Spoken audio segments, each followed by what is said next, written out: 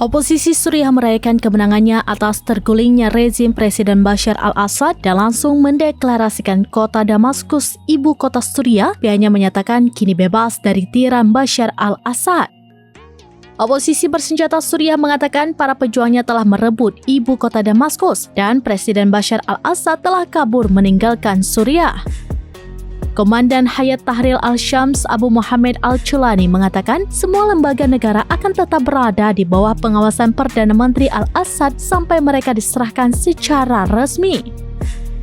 Pengumuman tersebut disampaikan beberapa jam setelah kelompok oposisi merebut beberapa kota dalam serangan kilat.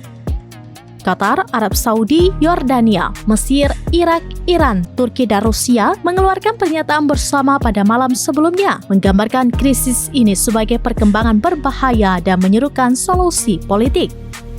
Anggota Kongres dari Partai Demokrat Brendan Boyle mengatakan berakhirnya pemerintahan Presiden Bashar al-Assad harus menjadi kesempatan bagi rakyat Suriah untuk menentukan masa depan mereka sendiri bebas dari penindasan dan kekerasan sektarian. HTS, faksi oposisi bersenjata dominan yang memimpin serangan yang menggulingkan Presiden Suriah, ditetapkan sebagai kelompok teroris oleh Amerika Serikat. Dalam 10 hari terakhir, dinamika politik di Suriah bergerak sangat cepat dan mengubah masa depan negara itu. Para pemberontak yang berhasil keluar dari kubu mereka di barat laut Idlib membuat kemajuan pesat merebut Aleppo, Hama, dan Homs.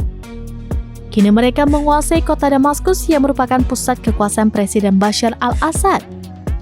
Orang-orang terkejut dan tidak percaya, tetapi juga gembira. Tidak ada kata-kata untuk menjelaskan perasaan mereka.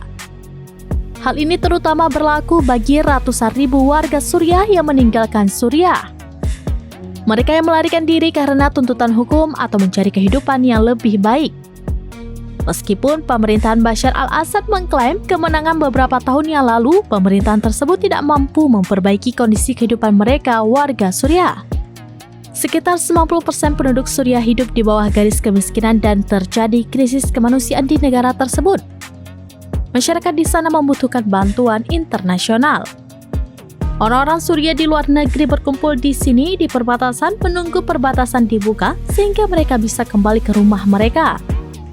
Banyak dari mereka, terutama yang berasal dari bekas kubu oposisi, termasuk di pedesaan Damaskus, selama ini dilarang kembali ke negaranya.